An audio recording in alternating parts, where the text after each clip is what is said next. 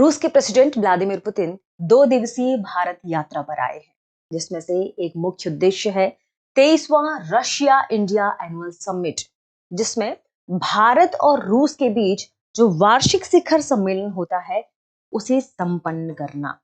वार्षिक शिखर सम्मेलन जिसे क्या कहा जा रहा है, जैसे 23, देखिए 23वां है, जिससे पहले 22 शिखर सम्मेलन हो चुके हैं। 23वां इंडिया रशिया वार्षिक शिखर सम्मेलन या एनुअल समिट, ठीक है। इसमें जो कल बैठक संपन्न हुई है, उस बैठक में रक्षा से जुड़े हुए कुछ महत्वपूर्ण पहलुओं पर चर्चा हुई है। ये कौन कौन से सेगमेंट हैं उनके बारे में चर्चा करेंगे। साथ में हम जानेंगे इंडिया और रशिया के 60+ ईयर के इतिहास के बारे में।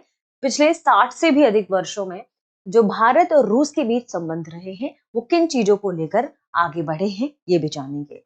सबसे पहले यदि हम बात करें उस दशक की जब पूरा पश्चिमी विश्व भारत की सहायता करने से हिचकिचा रहा था, तब 1960 के शुरुआती दौर में रूस वह देश था जिसने भारत की मदद की, जिसने भारत के मिलिट्री इन्वेंट्री को एक नई दिशा प्रदान की। तो शुरुआत करते हैं 1960 के दशक के शुरुआती समय से, जब रूस ने भारत को MiG-21 दिया था। ये उस समय बहुत बड़ी बात मानी जा रही थी, क्योंकि इसने भारत का पहला डिफेंस लोकलाइजेशन मॉडल प्रस्तुत किया। भारत का पहला डिफेंस मॉडर्नाइजेशन मॉडल प्रस्तुत किया, ठीक है, ध्यान रखिएगा, मॉडर्नाइजेशन मॉडल प्रस्तुत किया भारत में। उस भारत के लिए जो पश्चिमी देश उस समय सहायता नहीं कर रहे थे, तब रूस ने सहायता की, ठीक है। लगभग 1970 से 80 के दशक की बात की जा रही है। ये तो 1960 के हमने आसपास की बात की, 1960 के शुरुआती समय की बात की। जब हम 1970 से 80 की बात करते हैं, 1970 से 80 के दशक की बात करते हैं, ये वो समय था जब इसने Su-7 भारत को दिया, सुखोई 7, टैंक 72, इसके बाद टैंक 90 भी उसने भारत को प्रदान किया।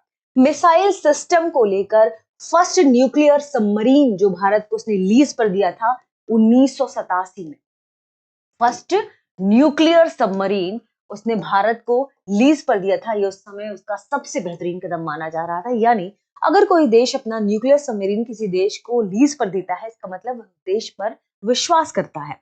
तो ये दोनों देशों के बीच जो आप कह सकते हैं साझेदारी है, समन्वय है, उसे प्रगाढ़ता की ओर दिखाता है, जो 1970 से 80 के बीच में संभव हो पाया। मिसाइल सिस्टम को लेकर, इनके प्रोडक्शन को लेकर बात शुरू हुई कब? 2000 के दशक। देखिए, मिसाइल सिस्टम को लेकर 70 से 80 के बीच में ही चर्चा हो गई थी, ये ध्यान रखें। लेकिन इनका जो प्रोडक्शन है, जब भी हम बात करते हैं फाइटर जेट्स की, तो सुखोई देखिए तो Su-57 का नाम आता है, ठीक है। जब हम बात करते हैं 2000 के दशक में, तो Su-30 MKI सबसे बेहतरीन इनके हम कह सकते हैं प्रोडक्शन में से एक इसने 2000 के दशक में ये भारत को दिया। फ्रिगेट की बात करते हैं, सबमरीन की बात करते हैं, इन्हें लेकर जो जॉइंट प्रोजेक्ट चले, सबसे सफल जॉइंट प्रोजेक्ट के रूप में माना जाता है ब्रह्मोस को। तो रूस वह देश है जिसने भारत के साथ कई सारे जॉइंट वेंचर चलाए, जॉइंट प्रोजेक्ट किए। ये जॉइंट प्रोजेक्ट जो कि सफल भी हुए और भारत की जो हमारी कह सकते हैं सैनिकों से जुड़ी हुई जितने भी हमारे फाइटर जेट्स हैं, बात करें हमारी रक्षा को लेकर, रक्षा प्रौद्योगिकी को लेकर, उसकी मॉडर्नाइजेशन को लेकर, तो रूस ने हमारी मदद की, ठीक है। बात करें कठिन भू राजनीतिक माहौल की, अभी जो भू राजनीतिक माहौल है उसमें चूंकि रूस और यूक्रेन के बीच युद्ध चल रहा है, ऐसे में रशिया पर वेस्टर्न जो पश्चिमी देश है उन्होंने प्रतिबंध लगाया है। ऐसे माहौल में रूस का भारत आना, भारत और रूस के बीच में जो संबंध है उनको प्रगाढ़ता की ओर ले जाना, आप कह सकते हैं थोड़ा सा अन्य देशों की तुलना में भारत को लेकर एक अलग रुख दिखाता है। इसके अलावा भारत पर अमेरिका ने भी आर्थिक तनाव या आप कह सकते हैं दिए हैं, आर्थिक प्रतिबंध लगा दिए हैं, जैसे टैरिफ। भारत की जो रूसी तेल खरीद है उसे अमेरिका क्या मानता है कि ये यूक्रेन युद्ध को फंड कर रहा है, जबकि ऐसा है नहीं। भारत ने ये भी अपना क्लियर स्टैंड बताया कि भारत किसी देश के साथ कैसा संबंध रखना चाहता है, कि पूरी तरह उसका सॉवरेन मामला है, पूरी तरह यह मामला उसका संप्रभु है, कोई दूसरा देश इसके लिए उसे तनाव नहीं दे सकता। जबकि रशिया जो है वह आर्थिक निर्भरता उसकी चीन पर बढ़ी है, तो वो भारत को एक स्वतंत्र पार्टनर के रूप में देखना चाहता है। इसलिए रूस के राष्ट्रपति की भारत यात्रा अपने आप में महत्वपूर्ण हो जाती है, क्योंकि ये भारत जो चीन को संतुलित करने के लिए रूस का एक अच्छा कदम माना जा रहा है और ये भारत को एक स्वतंत्र पार्टनर के रूप में देख रहा है। कनेक्टिविटी स्ट्रेटजी, तो भारत और रूस के बीच में संबंध बेहतर हो, इसके लिए चेन्नई व्लादिवोस्तोक मैरीटाइम कॉरिडोर बनाने की बात की जा रही है, जिस पर काम भी चल रहा है। ठीक है, तो इसे संचालित करने की बात की जा रही है। तो यदि हम भारत रूस संबंध की बात करें तो सबसे पहले ध्यान रखेगा 1960 से लेकर अभी तक भारत और रूस का जो आज तक का जो भारत और रूस का जो संबंध रहा है, चाहे वह रक्षा प्रौद्योगिकी को लेकर हो, चाहे वह व्यापार को लेकर हो, वो लगातार बेहतर ही हुआ है। ठीक है, इसके अलावा भारत ने अपनी एक मल्टी अलाइनमेंट स्ट्रेटजी बनाई है। कि भारत की मल्टी अलाइनमेंट स्ट्रेटजी क्या है? मल्टी अलाइनमेंट स्ट्रेटजी ये क्या है? भारत की मल्टी अलाइनमेंट स्ट्रेटजी की जब बात करते हैं तो भारत हर देश के साथ संबंध बनाकर चलता है। भारत अपनी स्ट्रेटेजिक ऑटोनॉमी को इंपॉर्टेंट देता है। स्ट्रेटेजिक ऑटोनॉमी का मतलब है कि किसी देश के साथ कब क्या खरीदना है ये भारत तय करेगा। कनेक्टिविटी स्ट्रेटजी में हमने बात की चेन्नई व्लादिवोस्तोक मैरीटाइम कॉरिडोर की, चेन्नई व्लादिवोस्तोक मैरीटाइम कॉरिडोर। ठीक है, इसके तहत क्या करेगा? चीन पर रूस अपनी निर्भरता कम करके भारत की ओर अपना रुख बना रहा है ताकि चीन पर निर्भरता कम हो। भारत ना केवल रूस के साथ है बल्कि अपनी मल्टी अलाइनमेंट स्ट्रेटजी के साथ भारत अन्य देशों के साथ भी आगे बढ़ना चाहता है। वह किसी एक ब्लॉक में फिट होकर नहीं रहना चाहता। जैसे भारत रूस के साथ जरूरी तकनीकें खरीद रहा है, लेकिन भारत ने यूएसए यानी अमेरिका के साथ भी तो डिफेंस से जुड़े हुए कई सारे पॉलिसीज बनाई है। अमेरिका के साथ उसने कई सारी हाईटेक डिफेंस जो इक्विपमेंट है उन्हें लेने की बात कही है। यूरोप और जापान के साथ भी भारत सहयोग बनाकर चलता है। यूरोप और जापान के साथ ताकि चीन को संतुलित किया जा सके। इतना ही नहीं, भारत ने इजराइल के साथ, फ्रांस के साथ भी अपने कई सारे डिफेंस को लेकर पॉलिसीज बनाई और उनसे आगे इसे लेकर कैसे आगे काम करना है इस पर भी डिस्कशन हुआ है। तो भारत किसी एक ब्लॉक पर फिट ना होकर अपनी आर्थिक और सामरिक हित को प्राथमिकता देना चाहता है। यही भारत का मुख्य उद्देश्य है और इसे ही कहा जा रहा है भारत की मल्टी अलाइनमेंट स्ट्रेटेजी। देखिए, भारत और रूस के राष्ट्रपति का जो भारत विजिट है वो इम्पोर्टेंट है और इसमें उन्होंने जो रशियन लैंग्वेज में गीता है उसे पेश किया। प्रधानमंत्री नरेंद्र मोदी ने उन्हें भेंट किया और इसके बाद यह खबर थोड़ी सी और सुर्खियों में आ गई।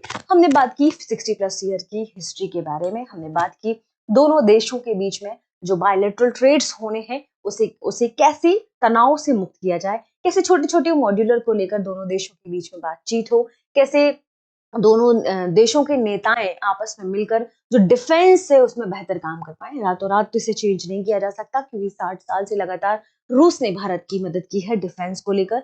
तो अब देखते हैं आने वाले समय में ये क्या नया रुख लेता है। ये ध्यान रखिएगा कि रूस के साथ भारत हाई वैल्यू यदि कॉपरेशन कर रहा है तो वहीं भारत यूएसए के साथ advance procurement and technology partnership भी कर रहा है। ऐसे में दोनों देशों के साथ ये लगातार संतुलन बनाने की कोशिश कर रहा है। तो आप ये नहीं कह सकते कि एक ही तरफ भारत का रुख है। आगे बढ़ने से पहले आपके लिए एक महत्वपूर्ण सूचना है। सूचना यह है कि यदि आप घर बैठे यूपीएससी की तैयारी करना चाहते हैं तो दृष्टि आईएएस लेकर आया है एक नया कोर्स जिसका नाम है studio GS foundation live online course. और इस कोर्स की कीमत सबसे कम है लगभग 24,999 रुपए।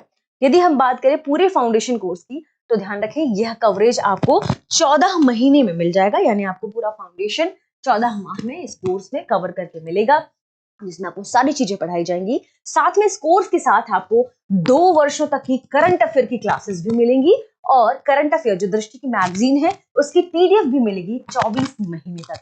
तो यदि आप अपना पूरा फाउंडेशन के साथ साथ करंट अफेयर भी कवर करना चाहते हैं, आपको मैगजीन भी चाहिए, उसकी पीडीएफ भी चाहिए, क्लास में जो भी पढ़ाया जा रहा है उसके लाइव चैट के दौरान अगर आपको कुछ समझ नहीं आता तो आप प्रश्न भी पूछ सकते हैं कि पूरा लाइव ऑनलाइन कोर्स होगा जो स्टूडियो से होगा। यदि आप तैयारी करना चाहते हैं तो कॉल करें क्योंकि एडमिशन शुरू हो चुका है 8750187501 पर, या डाउनलोड करिए दृष्टि लर्निंग ऐप क्योंकि दृष्टि लर्निंग ऐप पर आपको सारी जानकारी डिटेल मिल जाएगी और एडमिशन लेने के लिए इस पर आप कॉल भी कर सकते हैं, चाहे तो दृष्टि लर्निंग ऐप से आप इसे खरीद सकते हैं। ठीक है, आगे बढ़ते हैं आज के सेशन में और देखते हैं हमारे सेशन का प्रश्न। प्रश्न है, पीएम मोदी ने राष्ट्रपति पुतिन को क्या भेंट दिया है? ऑप्शन ए वेदों का अंग्रेजी अनुवाद, ऑप्शन बी भगवद गीता का रूसी अनुवाद, ऑप्शन सी महाभारत की प्रतिकृति और ऑप्शन डी उपनिषदों का संग्रह। इस प्रश्न का सही जवाब कमेंट सेक्शन में देना ना भूलें। मिलते हैं अगले सेशन में, शुक्रिया। अब एग्जाम की तैयारी को और बेहतर करने के लिए हमारे चैनल को लाइक, शेयर और सब्सक्राइब करना ना भूलें।